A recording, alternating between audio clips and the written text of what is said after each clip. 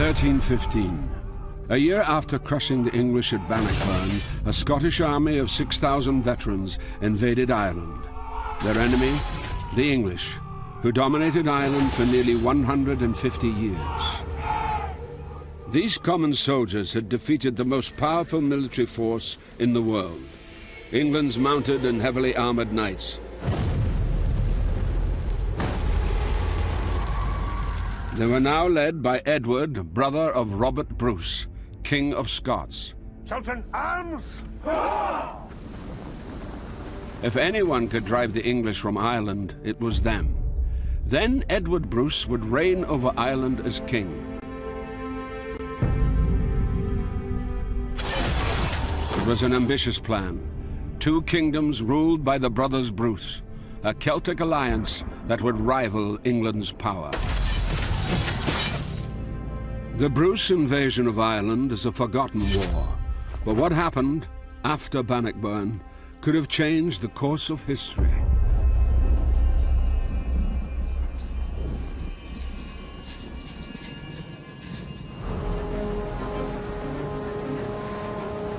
Soon after he arrived, Edward Bruce had himself proclaimed High King of Ireland.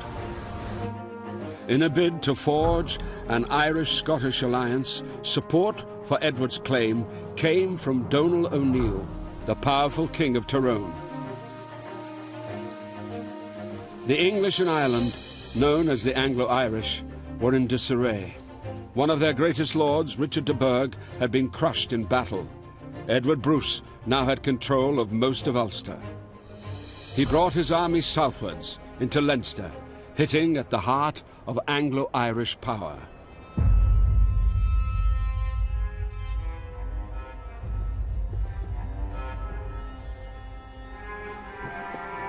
Winter 1315-1316, the Scots are in a position where they're actually on the threshold of sweeping everything away in front of them.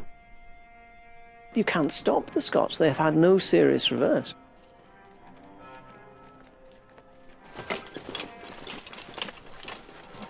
When the Bruces invaded Ireland, the only people, almost without exception, who supported them were the native Irish.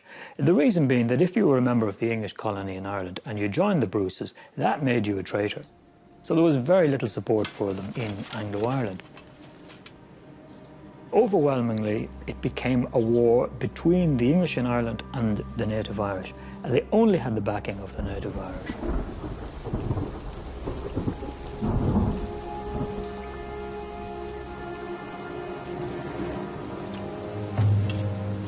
The Scots knew that overall victory in Ireland was far from certain.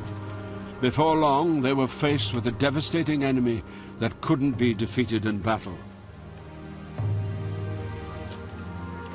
The heavens showed anger, as if the spirits of our fallen foe were imploring the unearthly powers to pour their gathered stores on our unsheltered heads, threatening us with ruin. Heavy rain had been falling in May 1315, the month in which the Scots arrived in Ireland. All summer long, the country was plagued by the worst weather seen across Europe in generations. When the time came to gather what was left of the harvest, the reality was bleak. There would not be enough food to last the winter. This was the beginning of the Great European Famine, one of the worst natural disasters in the continent's history. For the early years of the 14th century, Europe is subject to a series of crop failures, and that culminates in the Great Famine of 1315 to 17. Life was pretty difficult in general in Ireland. By the time Edward Bruce arrives in 1315, the population would probably have been substantially weakened. It's a poor country. People are subject to, I suppose, the iniquities of war all the time, whether you're in a Gaelic or an Anglo-Irish area. Edward Bruce comes in here to a country where it's not exactly optimum conditions for the population at that time. In fact, it's going to become very difficult very quickly from 1315 to 17. Many afflictions in all parts of Ireland. Very many deaths, famine, and many strange diseases, murders and intolerable storms as well. And I think it's very telling that a number of the Irish annal sources for the period and later actually blame the famine itself on the presence of the Bruce army, that somehow they've caused it or worsened it. Although they also criticise the English forces for adding to it too. So there's certainly a sense in which for the ordinary populace the two are run together. If you think of the four horsemen of the apocalypse, war and famine, here's two of them being visited on us at the same time.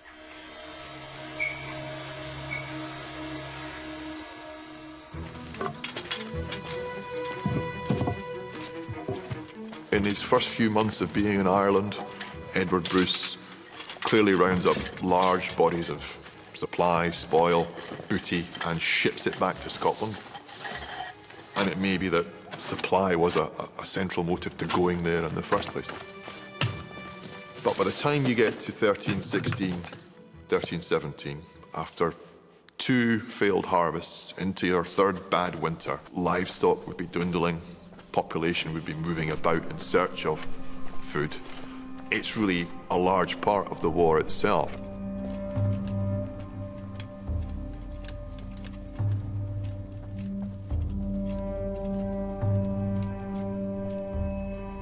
We left nothing but the harvest of a charred desert that was now the bitterness of dust and ashes. And in their affliction we began to see the hand of God outstretched to punish sin. Famine and sickness waited not to be invited, as the oppressed looked around for a protector, and finds he has none.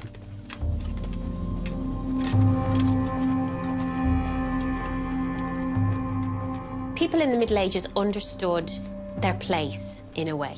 That's the way the system worked. So if you were born into poverty, you could look forward to an afterlife of heaven. I mean, that's what was sold to them. That keeps you in your place.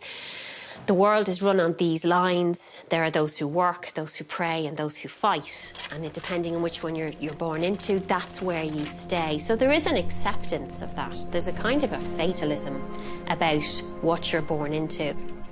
There would be an idea that, well, this is my lot, and this is what I have to put up with. You are being punished, in a way, by suffering now for some unidentified sins that you or somebody else did a while ago. So that is the worldview. That is how calamitous events are understood. Like the Bruce invasion, like the famine, like the Black Death that follows not that long afterwards. As the year 1315 drew to a close, Edward Bruce was campaigning in the Irish Midlands. He was many miles from his base in Ulster, and his main priority was to find food and shelter for his army. But in a scenario that was becoming more and more common, the local population suffered the burden of war. And the idea is not to engage so much in actual battles as to take a phalanx, a huge number of men, through a territory and devastate it. Destroy anything in it that could help the residents once you've passed through, so you kind of starve them out. The chevauchée has been described as an early example of total warfare because it attacks women and children as well as men. And I suspect that something like this might have been in Edward's head in Ireland. I have looked at an example of an attack on a settlement outside Slane in County Meath. There is an entry saying that 80 men, women and children were killed by an attack of the Bruce.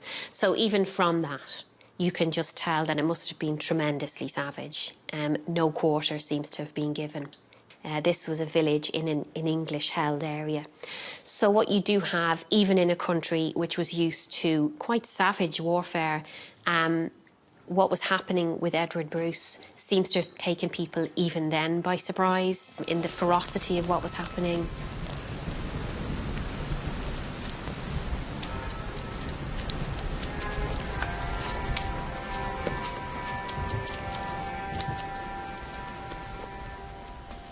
It's probably the worst time to be alive in the Middle Ages is the first half of the 14th century.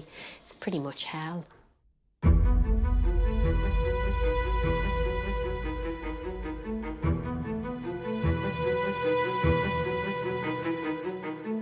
Ravaged by famine, many areas were deserted. Entire towns vanished at this time, like Ardree near Athy. This place was once a thriving settlement, but was abandoned in the 14th century.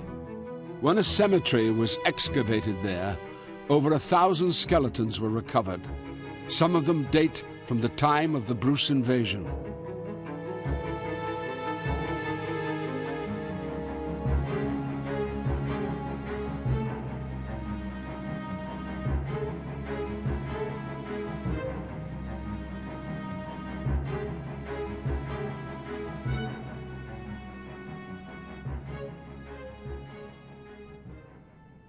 During the course of excavation works here, over 1,200 people were found, so a full medieval population. And we know this is actually an area that the Bruce army passes through because they go through Athy and the surrounding area, so it was an area that would have been affected, without a shadow of a doubt, by the wars.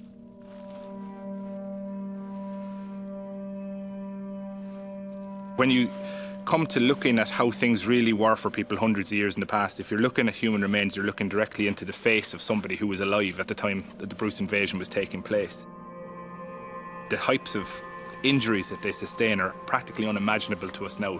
The tough aspect of their lives is just quite incredible.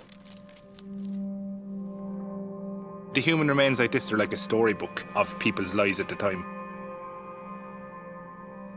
Here we have an individual that is male and aged between 35 and 45 years of age at death.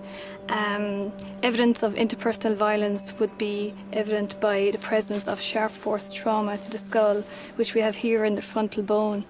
Comes in at a point which has sharp edges on each side, which indicate that it may have been a sword, and it comes to a point just above the eye, which narrowly misses the eye. So here we have the frontal bone, which has the orbits of the eyes here, and this is the ear.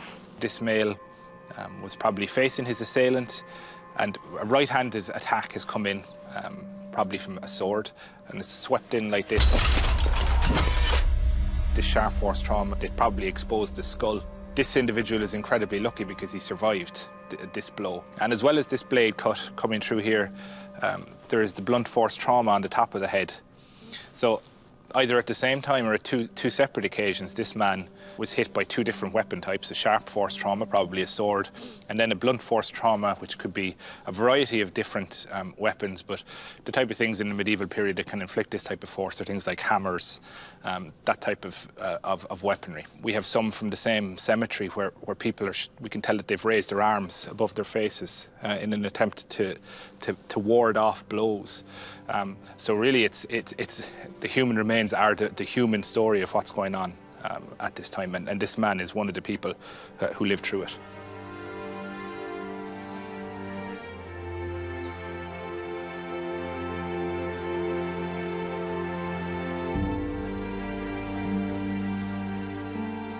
Just a few miles northeast of the now vanished town of Ardree is a huge artificial mound, the Motte of Ardskull. Today, the motte is covered with trees, but in the 14th century, it had a very different appearance.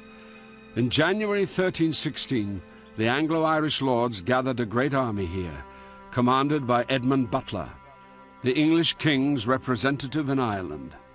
They knew the Scottish army was nearby and were determined to destroy them once and for all. Battlefield archaeologist Tony Pollard is following the trail of Edward Bruce and the Scottish army as they advance through Ireland. There can be no denying that this is pretty impressive. Absolutely, yeah. We've been looking for battlefields all the way down to get to here, and everywhere we've been, we've seen mottes. Yeah. But they've all been much smaller than this. Well, what we have here, Tony, is a very important settlement site. So what we're looking at is this huge mound that originally would have had a wooden palisade on the top.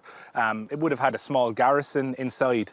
But what we see today is only a small fraction, really, of what used to be here. There would have been a major settlement that accompanied this motte. And when the Anglo-Normans came to Ireland, they constructed these mottes to try and control the landscape. So you'll consistently find them beside routeways, whether they're roads or rivers. We're beside a road here, a road that undoubtedly the Bruce army would have marched down originally. The Bruce army is the largest army that's really ever come to the country, and it's the largest army that will be seen for a number of 100 years in Ireland. Wow. And an army that size has to operate along the major routeways. It has to move close to these centres of power consistently, and that's exactly what we have at Ardskull. So these are like castles, really, but built on the cheap. That's exactly it. A quick fix to try and control territory as quickly as they can.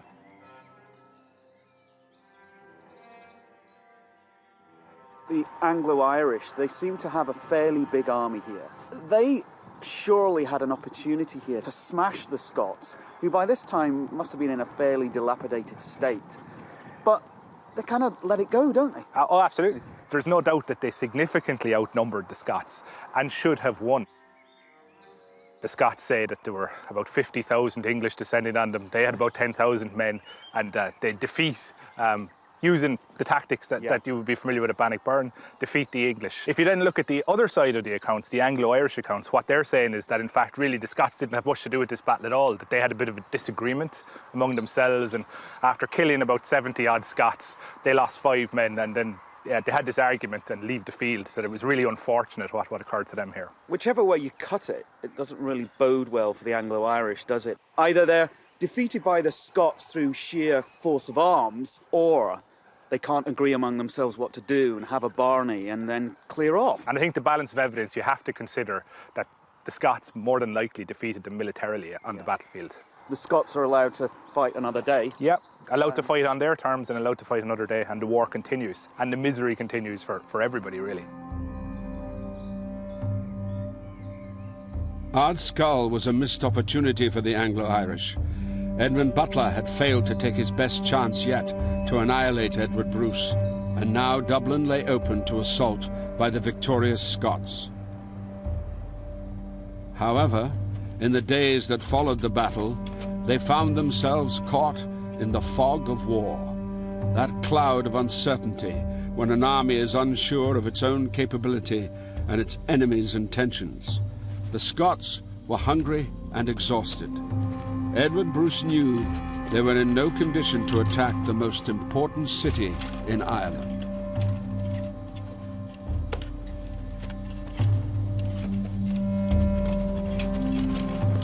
At the end of the first campaigning season, if you like, contemporary opinion was that Bruce was winning, he had the advantage, and he had an opportunity then to consolidate his position and work ahead. The problem for him, I suppose, was that first season in Ireland was also the first of these famine years. The conditions weren't ripe for him to do something very elaborate to begin with. I think even Edward Bruce was, even after his first matter of months in Ireland, he might have begun to think that maybe it wasn't going to go as easily as he had thought initially.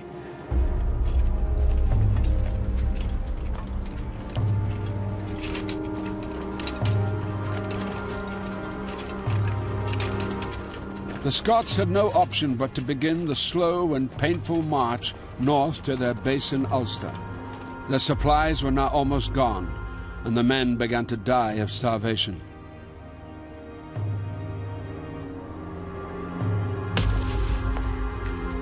What was happening during the course of the Bruce invasion was very extreme. Contemporary accounts say that people were struggling so much they were resorting to cannibalism in parts of Ireland. It was said truly that some evil men were so distraught by famine that they dragged out of the cemeteries the corpses of the buried and roasted the bodies on spits and ate every single one of them. And women ate their sons for hunger.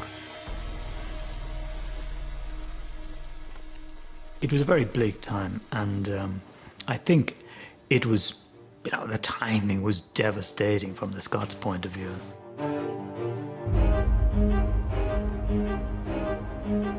The weakened Scottish army limped back to Ulster. Even there, the Scots were not secure, as Carrickfergus Castle, the most important stronghold in the north, still held out against them. Edward Bruce relied on the tried and trusted weapon of siege warfare, starvation. The Scots don't really need big siege engines. They don't need to be actively attacking this all the time. They just sit outside in their siege camp and let nature take its course. So it's an incredibly brutal conflict, but it's not one that involves lobbing huge missiles inside. It's just keeping them bottled up. And at one point, the Scots send emissaries into the castle to negotiate, and they're taken prisoner by the garrison. And rumours start to leak out that these guys have actually been eaten by the garrison, so hungry are they. And eventually, nature does take its course. And around about late July, August 1316, just over a year after the siege begins, the castle opens its gates and Edward Bruce takes control.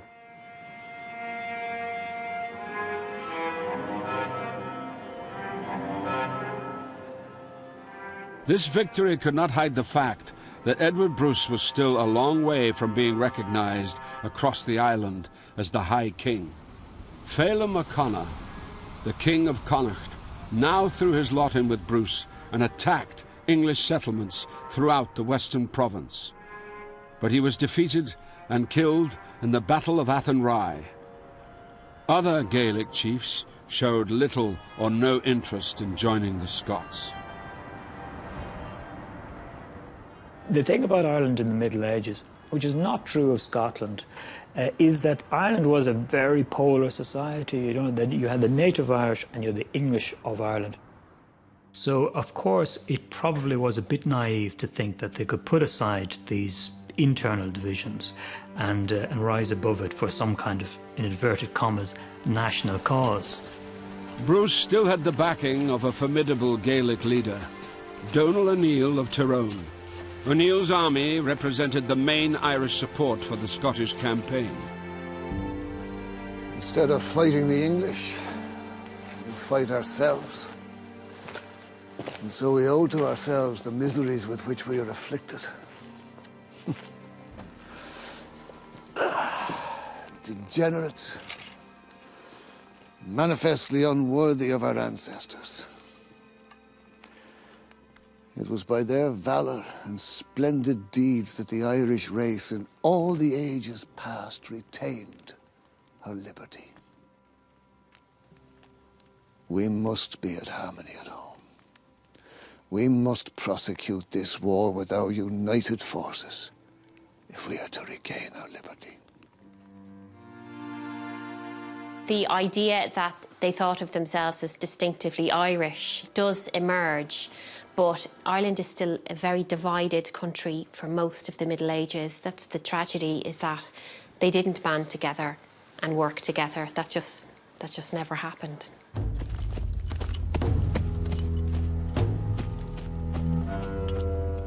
You can argue that these Irish leaders should have put their differences aside in this national cause. You're asking a person to take a gamble on losing everything that he has in the world for some greater cause, and it was too much to ask. Each of these Irish leaders was the head of a branch of the family. He was somebody who was trying to hold on to his land, and ultimately it's all about land.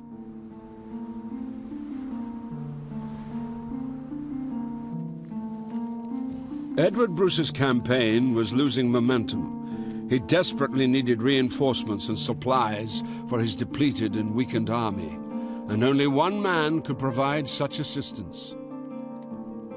In September 1316, Edward travelled to Fife to see his brother, the King of Scotland himself, Robert Bruce.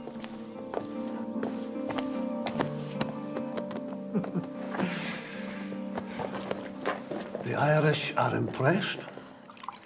The government is frightened of the wedge that hath been thrust so quickly into the heart of English influence, and yet you did not march onto the walls of Dublin. My hand was forced. Famine and fatigue wore weary my few remaining men, while Carrickfergus still lay under siege. I could not afford a battle on two fronts. I heeded your advice, brother. Demand nothing until you have the force to enhance your claim. I fear they must face the wrath of 2 kings to convince them of their loyalty. Replenish your stock, reinforce your men, prepare yourself for war.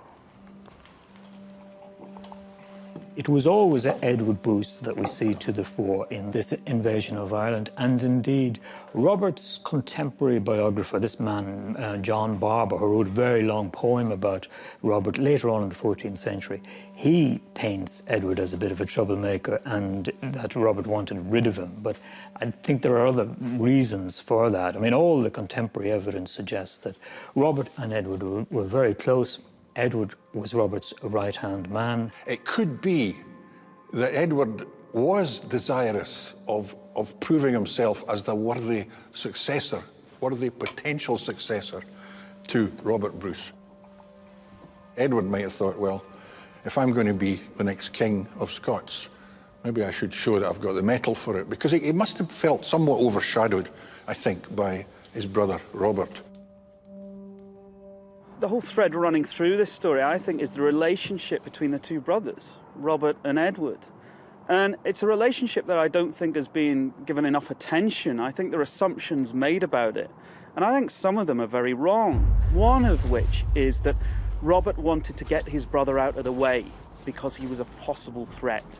I think that's absolute nonsense. Robert sent his brother to Ireland because he fully trusted him. And I don't think it smacks at all of a suspicious or difficult relationship between Edward and Robert. And let's face it, the entire Bruce family has almost been wiped out. All of the other brothers are dead. It's only that pair. And I think they've got a fairly close bond.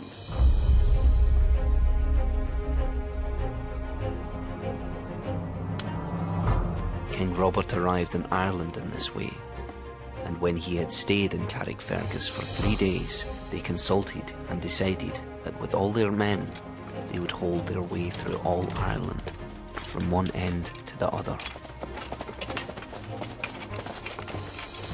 It is, to me, very interesting that 1/5 of John Barber's poem is devoted to the Irish expedition. And that suggests that to contemporaries, this was a really important thing. It was a big deal. Much bigger deal than most Scottish historians have made of it ever since. When Robert Bruce came into Ireland, the army marched down, and they were clearly marching on Dublin. Dublin was at the centre of everything in Ireland. It was the headquarters of the English government, and if you were going to topple English government in Ireland, you had to get control of Dublin. They came as far as Castleknock, and they were looking at the city, and they were, contemplating an assault on it maybe the next morning. But the citizens of Dublin, they went inside the walls and burned the suburbs after them to deny the Scots cover as they tried to get to the town. The citizens of Dublin pull down their own walls, they retreat within the very bastions of the core of the city. The governor flees Dublin for Cork. It's effectively wide open. It's hard to see, other than the capture of Dublin, what would have tipped the balance in Ireland. I mean, it takes them over a year to take Carrickfergus and it falls, and it doesn't really make much difference. What are they actually trying to achieve? But the problem for Robert Bruce when he was in Ireland was that he was committed to a short, sharp shock here in Ireland. He couldn't spend a year hanging around outside Dublin for them to surrender. So I think they took a look at the situation and they realised it was either a lengthy siege or we just abandon Dublin for the time being and march on. Leaving Dublin behind, the Scots marched west to Leixlip, where they spent 4 days burning and plundering. Further south, the Franciscan monks at Castledermot had no reason to welcome the approach of Robert Bruce. 2 years before, his brother had destroyed their friary in Dundalk.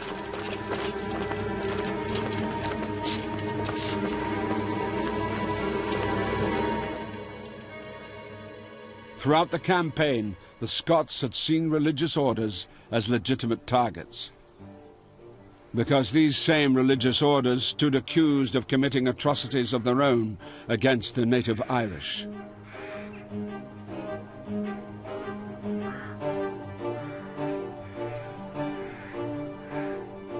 So these places are certainly not set aside, they're not left alone, they are embroiled within this conflict. They are. Neither side is offering any sanctuary to these locations at all. Yeah. These are fair game. There's no rhyme nor reason why they necessarily single out a particular monastery, friary or abbey. But when they do, they visit the wrath of the Bruces upon the place. It just demonstrates how serious the Scots were about this place and this operation. They left no stone unturned, really, did they? No, they didn't. In the Remonstrance in 1317 by Donald O'Neill, for example, there's a direct allegation at Abbey Lara that monks are going around hunting Irishmen. The monks? The monks going out hunting Irishmen because he wants to say this is the chaos that Edward II has wreaked upon Ireland. This is why we want Edward Bruce to come over and save us.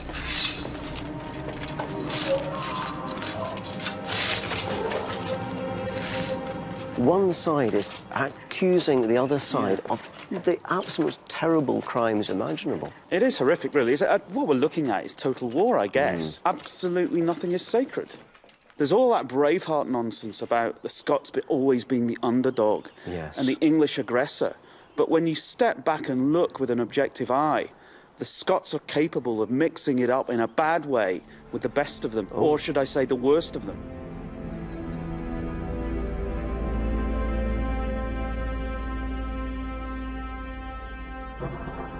The Bruce army was slicing its way through the heart of Ireland, leaving a trail of smouldering ash and a land stripped bare in its wake.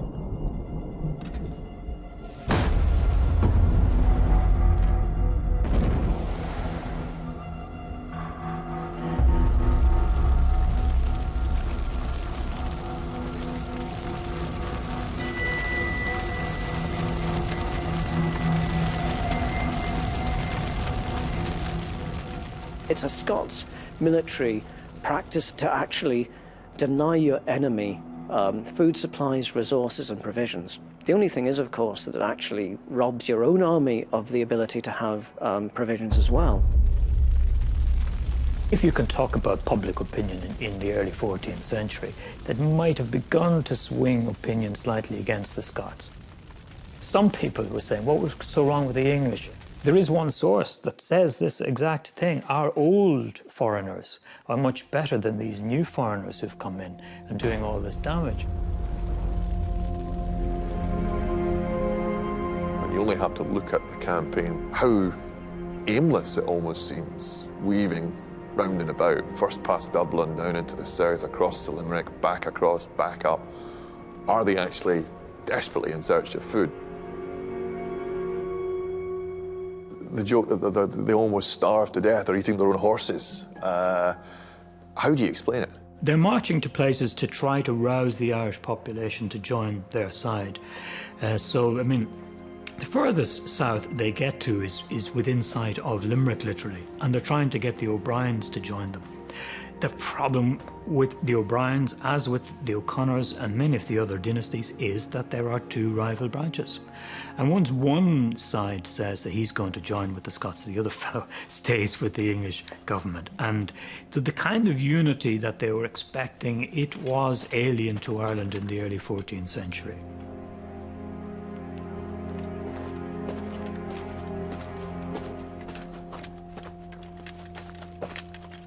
Treachery stalks unashamed in Ireland among the nobility as well, I see. What now, Robert? Demand nothing until you have the strength to enforce the claim. We retreat to Carrickfergus. Hup! Hup!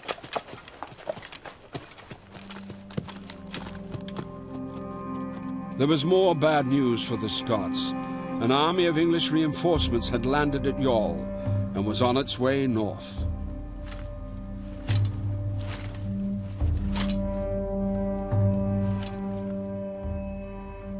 That campaign in particular is the one to really question.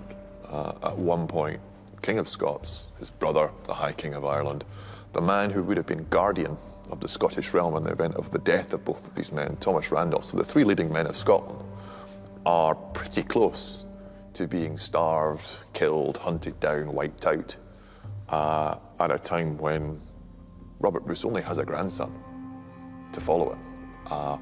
What's going on? Why do they think it's worth it? The Scots' latest retreat had an air of finality to it. Robert was needed back in Scotland, which the English were threatening to invade again. In May, he boarded a ship for his homeland. There's a sense in which Ireland stretches them too far, and as much as it's a sort of two-front policy, they can only really run one at a time, effectively. I suspect the English, after a while, know that, and they know that unless Edward Bruce commits to really taking somewhere like Dublin, it's not going to tip the balance.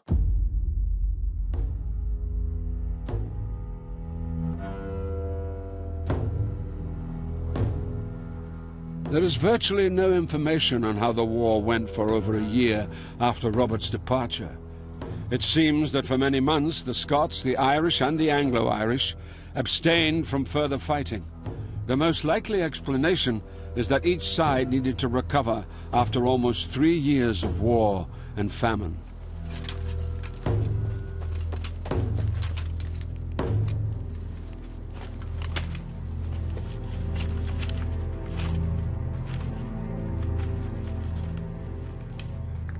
Excommunication is to be pronounced against all invading England and disturbing its peace. Donald.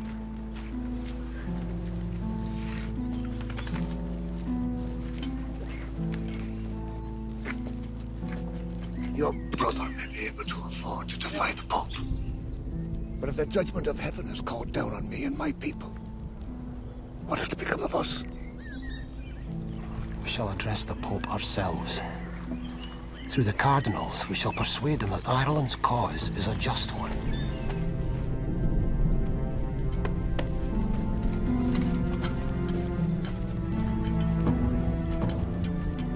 In 1317, O'Neill and other Gaelic leaders sent a letter known as the Remonstrance of the Irish Princes to Pope John the 22nd.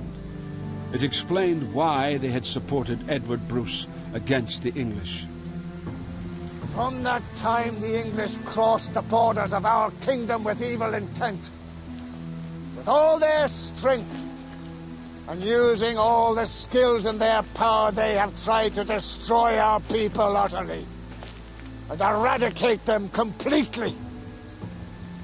On account of the aforesaid injuries, then, and innumerable others which cannot easily be grasped by the human understanding, we are compelled to enter into a deadly war with the aforementioned. The Remonstrance claims that Donald O'Neill had the support of a large number of the Irish bishops. And I think that may well be the case, because if you read the text of the Remonstrance, the importance of it is that it was sent to the Pope, who was then in Avignon. And so it has to make an appeal to something that might win the Pope over. So it reminds him that actually the English came to Ireland because they had a license from the then Pope to do it, Pope Adrian IV. And that part of their mission in Ireland was meant to be to reform the Irish Church. But in fact, the Remonstrance says the opposite happened. They didn't reform the Irish Church, they damaged the Irish Church. So it's trying to make an ecclesiastical appeal to get the Pope to take the Irish side against the English, just as at the same time Bruce in Scotland was trying to get the Pope to take the Scots side against the English. And to achieve our aims more swiftly, we call to our help and assistance the illustrious Edward de Bruce, Earl of Carrick, and brother to the Lord Robert, the most illustrious king of all the Scots, and sprung from our noblest ancestors. In its wording, the Remonstrance is uncannily similar to the Declaration of Arbroath, which the Scottish Church and nobility sent to the Pope 3 years later. A number of Irish historians, as well as Scottish historians, detect the hand that was behind the Declaration of Arbroath in the Remonstrance. That this was a product of Bruce's chancery, if you like, a propaganda document, no question, but it's making many similar points. The Irish had ruled for centuries unconquered by a foreigner, exactly as the Scots did in the Declaration. The English king came to the Irish as a friend but betrayed them as an enemy. The same thing in Scotland. The English ever since have reigned as tyrants in Ireland, the same as Edward I and Edward II tried to rule in Scotland. So there is a direct relationship between these two documents. I'm pretty sure of it. It's controversial, this, but if things are not controversial in history, they're not worth talking about.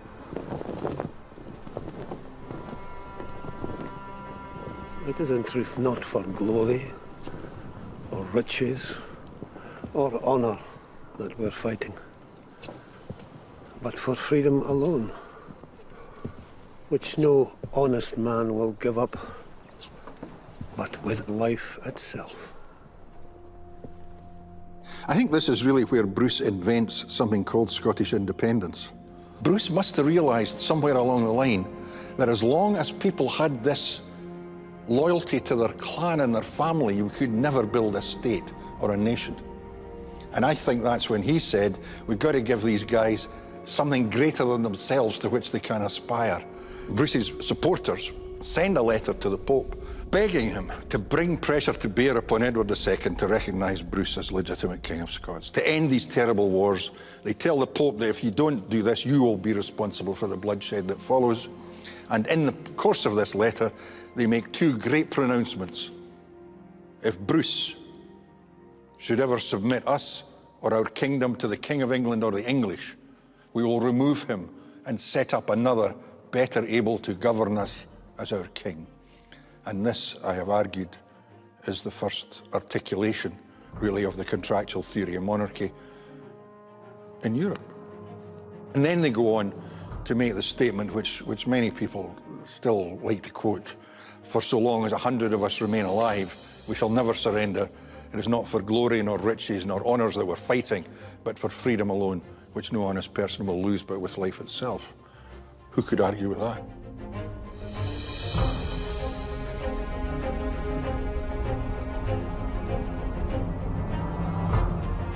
Some 450 years later, the Declaration of Arbroath would inspire one of the most famous assertions of freedom, human rights, and self-determination ever written, the American Declaration of Independence. This document could have had its roots in a forgotten war fought in Ireland and Scotland centuries earlier. And in 1317, that war had still to reach its conclusion. Time was running out for Edward Bruce. Twice he and his army had a chance to capture Dublin, and twice they had failed. The Irish kings who supported him outside of Ulster had been defeated in battle. But even in the face of these setbacks, Edward had reason to believe that things might improve. In 1318, for the first time in years, there was a good harvest. Finally, he was able to supply his men properly, and news came from Scotland that further reinforcements were on the way. And so, in the autumn of 1318, Edward made the decision to bring his army south and out of Ulster.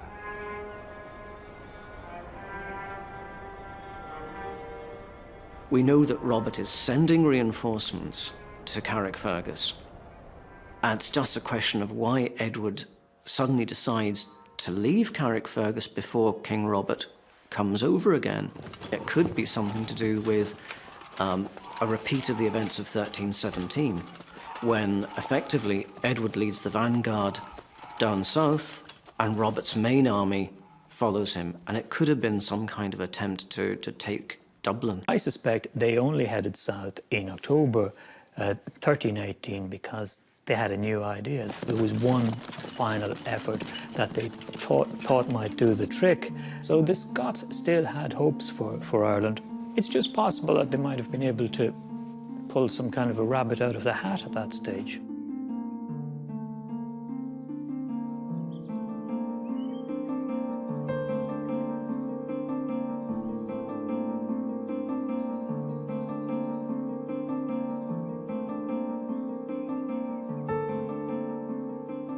We're just south of the Moray Pass, which is one of the most important ways to get from the north into the south.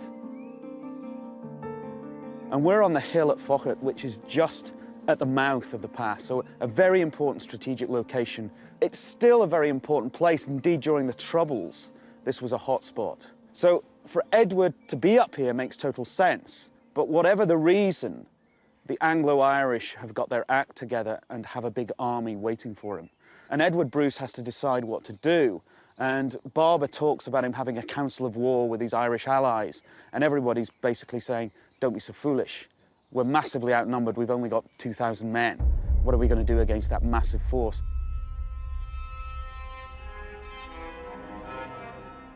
There could be, in Edward's mind, that he wanted to finish this off.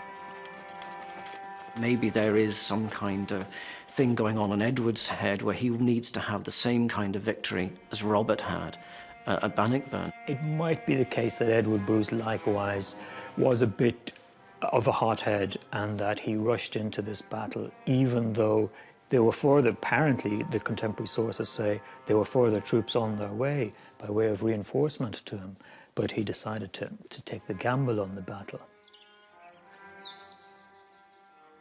Historians have settled on this spot, this slope, facing down towards the mouth of the pass as the battlefield. To me, it doesn't really make sense. It's far too steep for cavalry to be positioned on it if the Anglo-Irish are up here. If Edward Bruce is up here, he's surely going to be facing towards the town. That seems to be where the enemy are coming from. I am not convinced that this is the battlefield. To me, having seen a lot of battlefields in my time, this really doesn't make too much sense.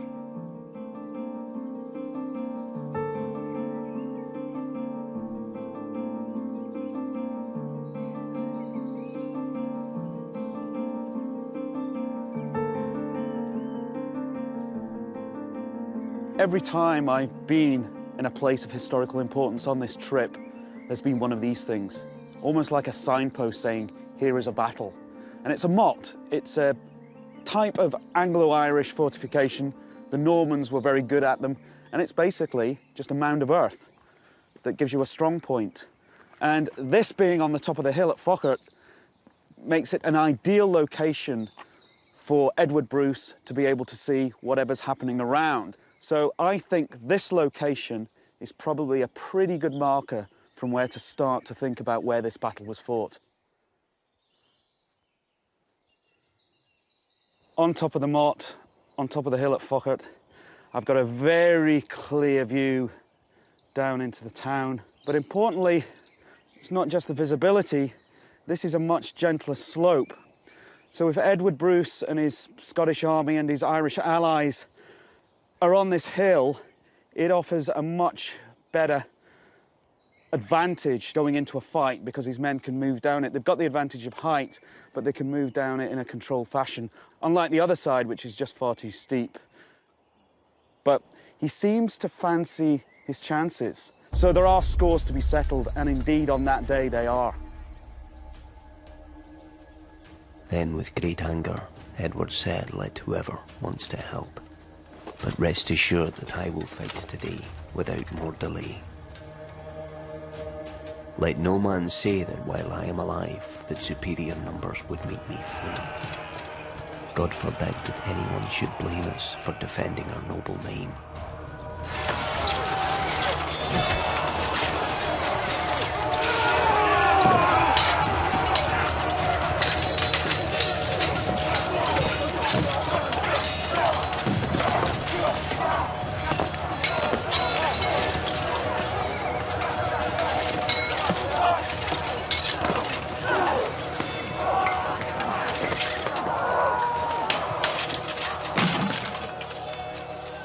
As it turns out, it really actually ends up being an Anglo-Norman Bannockburn because they completely rout the Scots. And that's the end of the dream on that Dundalk hillside.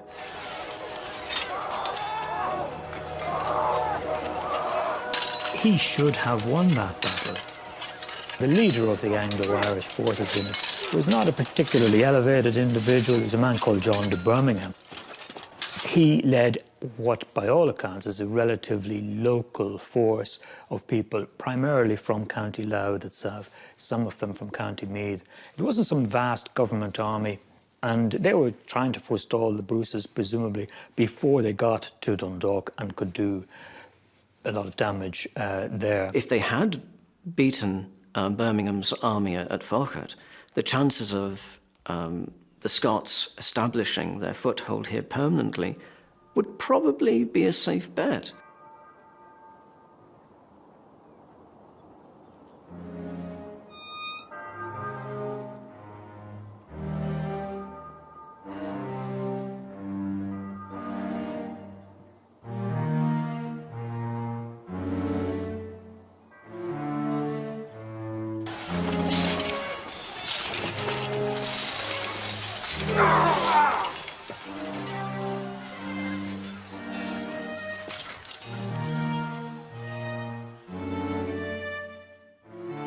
It goes very badly wrong for them. Indeed, so badly wrong that Edward Bruce is killed in the battle. Edward's head is removed, it's packed in a box of salt and sent to Edward II to prove that he's actually dead. His limbs are hacked off and displayed in various parts of the kingdom, again to demonstrate that the dreaded Edward Bruce has been vanquished. If that's the case, this can't be the grave of Edward Bruce, but it is a fitting memorial. It marks the end of Edward Bruce's story. It marks the end of the Scottish invasion of Ireland, and 3.5 years of warfare and grief and fear come to an end somewhere near this hilltop.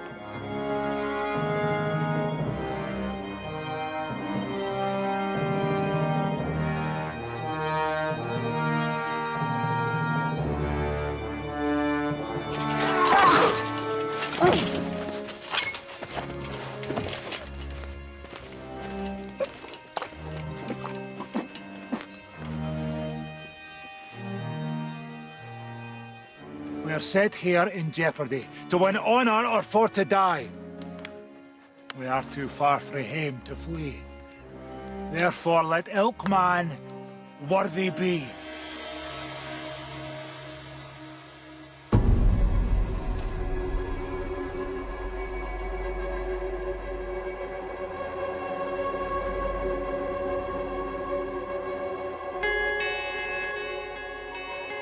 For Bruce's Irish supporters, things took a turn for the worse. Donal and Neil's rivals, the O'Donnells, attacked him and killed his son, Seoan. Donal himself survived, but his hopes of driving the English from Ireland were in tatters. The war was over. I think there is a sense in which King Robert is taken out of the account of the campaign which came to grief at Faughart. I think that, in a way, this was down to his brother. This was Edward. He was carrying the can for what happened here. Maybe there's even a notion that Bruce, you know, given these few hints we have in his correspondence, that Bruce somehow understood the Irish sympathetically in a way that Edward didn't. Edward didn't know really how to treat them. When you think about it, it's a pretty odd thing for a guy to sort of show up on the Irish shore and say, I'm here to be High King. And they say, well, who are you? So I suspect Robert Bruce, the king, felt that if he had led the expedition, there might have been a different outcome. Barber is probably just as accurate as any medieval source would be, but you have to bear in mind the various kind of agendas he has, and his agenda mainly is to glorify Robert, not Edward. So he will give Edward due regarding courage and bravery, but not necessarily a lot of common sense. And it's always Robert is perceived as being the one who's the wiser head, which I think is unfair on Edward, but that's John Barber for you. There are later charges against Edward Bruce that he's headstrong, that he's overambitious, that he's short-tempered. Some of that probably has to be later distancing by the Scots, probably, of Robert I from his brother's failings. For Robert, I think it probably only confirmed the difficulties of Ireland, probably the insurmountable difficulties. I think he's more worried about what it means for Scotland, because with his brother's death, it's fairly clear from the evidence that this provokes a major crisis in Scotland. Bruce's enemies see that now he only has his grandson, an infant, as his heir presumptive. He hasn't yet had sons by his queen, Elizabeth de Burgh, and there's a real danger for the Bruce dynasty. But the shadow of misfortune did seem to fade. In 1324, Robert's wife gave birth to a son and heir, David.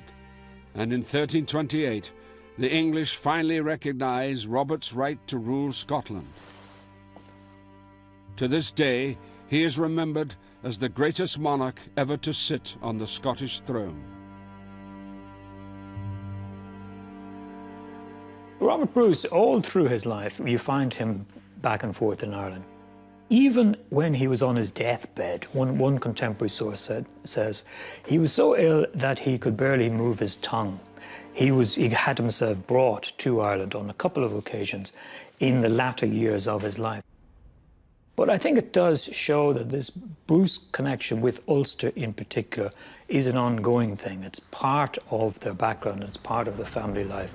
And if you want to understand the Bruce invasion, it's not just in terms of the long-running relationship between Ireland and Scotland in the Middle Ages, but it's the family ties between the Bruces and some people in the northeast corner of Ireland.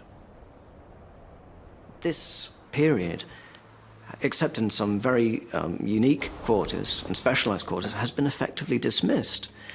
And that is interesting in itself because the potential that it might have had is staggering.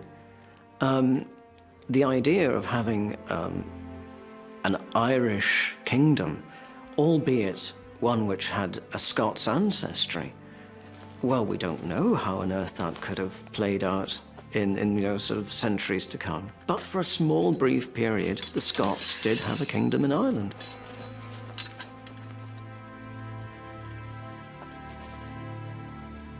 For over 3 years, Edward Bruce was the self-styled ruler of that kingdom, but he never managed to inspire and lead the Irish in the way that Robert did the Scots. Ireland remained, and would remain, a divided country.